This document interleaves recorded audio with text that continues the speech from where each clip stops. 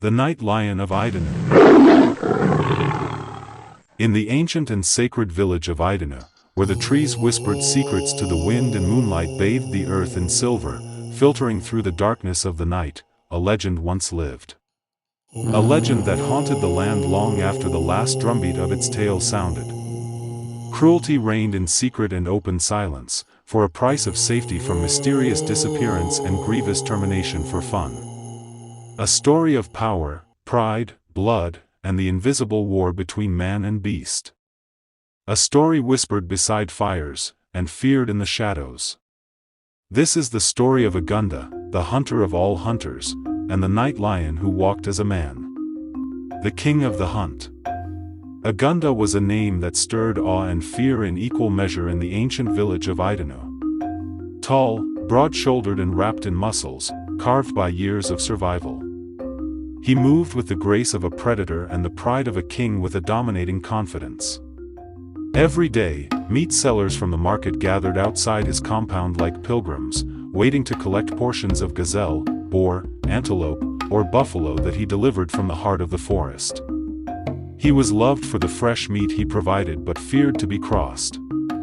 He never failed to provide. His kills were fresh, plentiful, and often provided wild and rare animals that no other hunter could dare dream of tracking. The village of Idanuh sang his praise for making the village popular, but no one shared the proceeds from his sales and no one dared to raise an eyebrow in his mischief.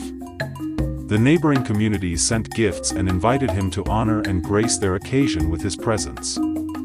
Village heads bowed in gratitude for his protection, and the youth looked up to him, dreaming of following in his shadow. Hoping they can change the economic situation of their families too. But none dared walk too close because around Idanuh hung a silence, a distance, a warning unspoken. His pride was unmatched, he never greeted first, he mocked weak men at the slightest opportunity. And though he smiled, his eyes held the sharpness of something otherworldly. His wife, Idanuh, spoke little and distanced herself with ego from the women of the community since she was well provided and taken care of. His children were well fed but quiet and less friendly. They lived richly in the eyes of the villagers. No one visited their home, especially after dark. And those who crossed him disappeared mysteriously, and some encounters fatal animal attacks. The question is his dominance a blessing to the community or a curse? Now, here is your answers. It began with Karika, the village elder who once accused Idanuh of cheating younger hunters.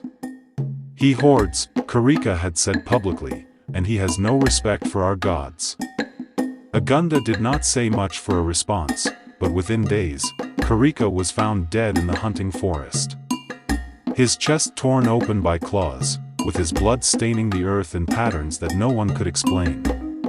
The villagers mourned him for days, but no one investigated. As if his ordeal was accepted in silence understanding. Not deeply, and fear danced in their eyes, and silence became their shield. But the untouchable Idanuh had just crossed his boundary, and his end has just become imminent in the hands of a child that he had watched grown into a boy. Then there was Jachua, the palm wine tapper who mocked Idanuh during a festival in a casual joke. He mysteriously disappeared the following day and his body was never found, just scraps of his blood-soaked wrapper and a single slipper near the bush path with a shattered calabash. Everyone saw the pattern, but no one spoke about it nor did anything about it. Except a few, very few, who knew the secret but preferred silence in exchange for survival. Amongst the hunters' creed of the villagers allowed revenge in equal measure, as a traditional right. But no one dared to make any attempt. The curse beneath the skin was the prevailing fug that dictated what must be accepted. And it was the secret of Idanuh. He hunted alone at night, not with bow nor spear, but with physical transformation that no body must know. He stepped out into the shadows and secretly transforms into a lion. Not a metaphor. Not a myth. But a reality. His bones cracked and shifted. His skin rippled and grew golden fur. His roars thundered through the hills. He ran like the wind and killed with terrifying precision. A lion not born of nature, but of an ancient curse or pact, known only to the spirits and one other soul, Mama Yeet, the village's oldest woman who was blind but all-seeing. "He walks by day as man," she once mumbled, "but by night, he answers the call of the beast. His eyes shine like fireflies, and his shadow drinks blood for power." In the dance of fate, and the brewing of the unknown, was Idanuh. Idanuh was the son of late Karika, the elder who was slain by the lion. A tall, handsome youth with eyes like polished coal and skin dark as the midnight river. He was skilled, agile, and blessed with the spirit of his ancestors. While others carried rifles or traps, Idanuh learned the old ways, how to track wind scent, read paw prints, and kill with silence. When his father died, a fire was lit inside of him. Not of rage, but of enduring purpose. Idanuh did not cry publicly, but his heart wept for weeks in silence. He did not accuse anyone but simply kept things to himself. He simply trained harder and hunted deeper, learning more and fine-tuning his skills. Patience became a strong point that he acquired along the line, and so he waited. He watched and studied Agunda from a distance, until he could foretell some of his routine. One day he noticed his absence during the nights of the full moon, which is his most preferred hunting days. Noticed the way animals never approached his compound. Noticed the shimmer in his eyes, which was glaring, unnatural and haunting. Then one night, Idanuh whispered into the wind, "Tonight, I hunt the lion that took my father." It was the night of reckoning. The forest was alive with sound, the hoot of owls, the crackle of leaves, and dense shadows of the thick umbrella trees, casted by the full moon, the hum of spirits that danced between trees. Idanuh moved silently with thick clothing material, bandaged on his feet to suffice for noiseless footsteps, body painted in the dust of hunters. He carried a long dagger, blessed by his grandfather, carved from iron and bone. The moon was full, silver, ominous, and watching. Then he heard it, a growl. Deep and guttural. Close, closer, and closer. From the underbrush, it emerged with intimidation and frightening presence. A massive lion with golden fur and flaming eyes that stared deeply at him, not with instinctual hunger, but with recognition. It charged. Idanuh had spent a long time preparing for that day. He was ready for that moment, and he wasted no time but charged back. Teeth met steel, and roars met screams that was backed by determination. Blood sprayed on tree trunks. Idanuh fought like a spirit possessed, but of course, he was possessed by a spirit of undaunting vengeance. Dodging claws and stabbing flesh, leaping with the grace of a panther. The lion was strong, unnaturally strong, but Idanuh was guided by purpose. With one final cry, he drove the blade into the beast's heart, squeezed and twisted the blade inside the heart of the lion. The lion staggered, collapsed, and let out a whimper that was almost human. And then, it happened. As Idanuh caught his breath, he turned his flashlight toward the dying lion on the ground. The body was still, but something was wrong. The obvious. The fur began to melt, the limbs twisted, the roar died into a cough, and before his eyes, the head of the lion transformed, morphing slowly and horrifically right in the face of Agunda. Blood still fresh in his bears, eyes wide opened and his lips slightly parted to give way to his tongue. Idanuh gasped. His enemy was not just dead, he had been exposed. At dawn, when most people were already awake, Idanuh walked into the village square with his bloody body scratched, his clothes stained, and right over his shoulder was the corpse of a man-lion. The villagers gathered in shocked silence, with the town crier alerting the entire village to the village square. The news went rapidly viral, and some people from the neighboring village, what shares the same stream with the village of Idanuh, rushed to catch a glimpse. Ajuma screamed and fainted. Mama Yeet, the old blind woman, raised her blind face to the sky and said softly, the curse has ended. The beast has fallen.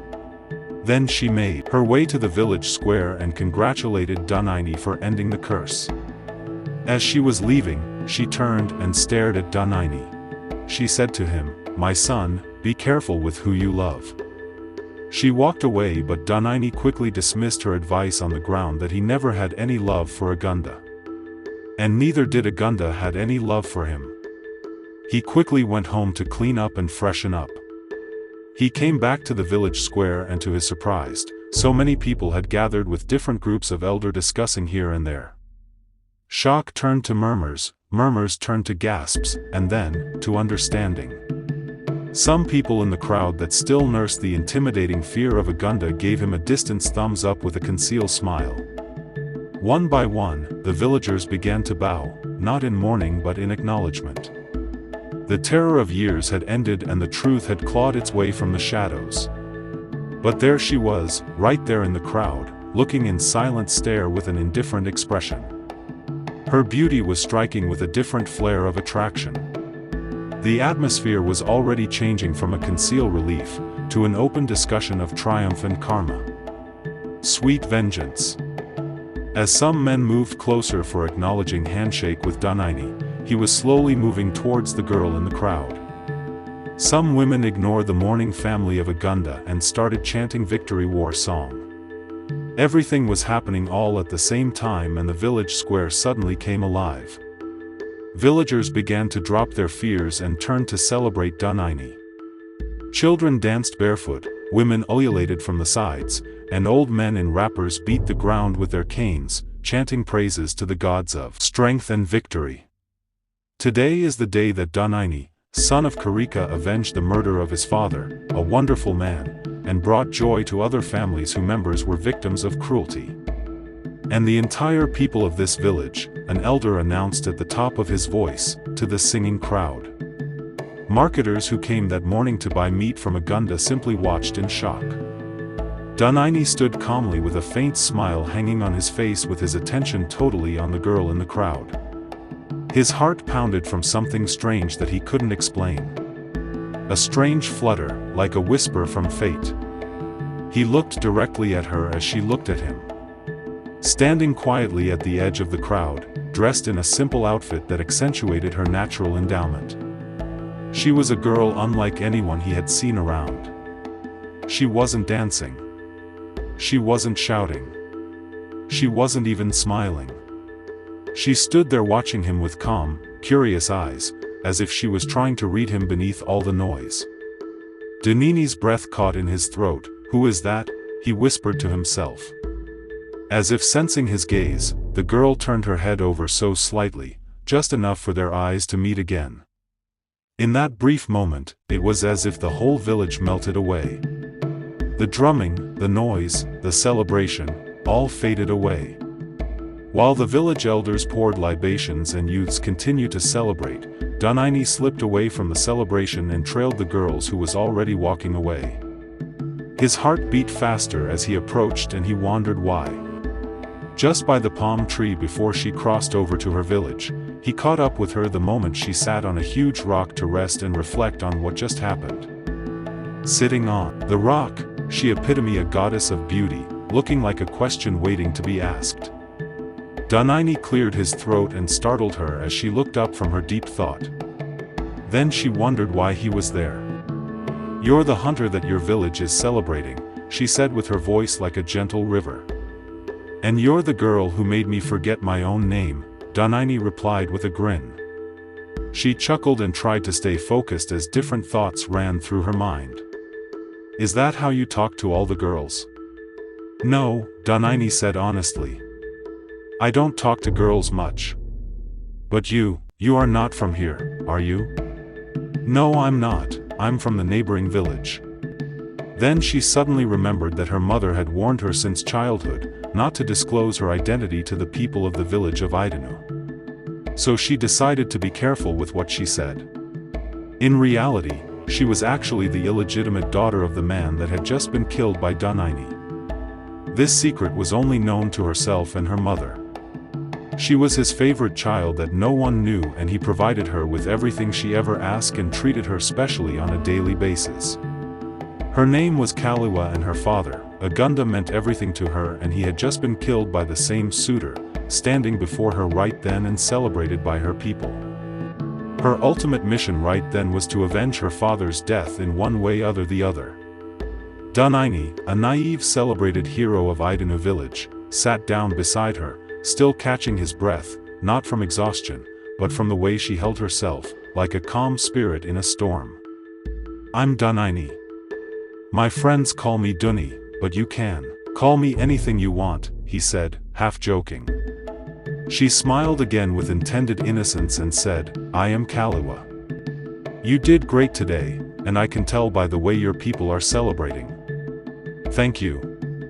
I was well prepared for him, and I had to trail him and fought hard to bring down the evil beast," Idanuh boasted with pride, and Kaliwa swallowed bitterly inside of her but maintained the smile on her face. That same evening, Idanuh buried Agunda alone, deep in the forest. Not with honor, but with dignity. He carved a warning into a tree which read, "The night devours the proud, but light always returns." From that day on, Idanuh was no longer just a hunter. He was declared a guardian and keeper of truth. The hero who had slain the lion that no other person dared to face. And the villagers spoke a new name around fires, not Agunda, but Idanuh, the slayer of the shadow. By the following week, Idanuh had fallen deeply in love and got himself occupied with thoughts of her and matters that concerned her. They became inseparable, and Kaliwa played her cards meticulously. She wasted no time in executing her plans and getting over with the whole disgusting and painful entanglement with her worst enemy. She got him exhausted after rounds of intimacy and too much palm wine that easily got him in stupor, and he slept off briefly. That brief moment of sleep was interrupted with a long blade of a dagger that was pierced directly through his heart. After tying his hands and feet to the frame of the bed, he screamed loud and attracted the attention of his close neighbors. But by the time she opened the door, he was lifeless. And she stood casually before the people and said calmly, "The hunter's creed of the villager allowed revenge of equal measure as a traditional right. I just avenged the brutal murder of my father, Agunda. I am his first daughter.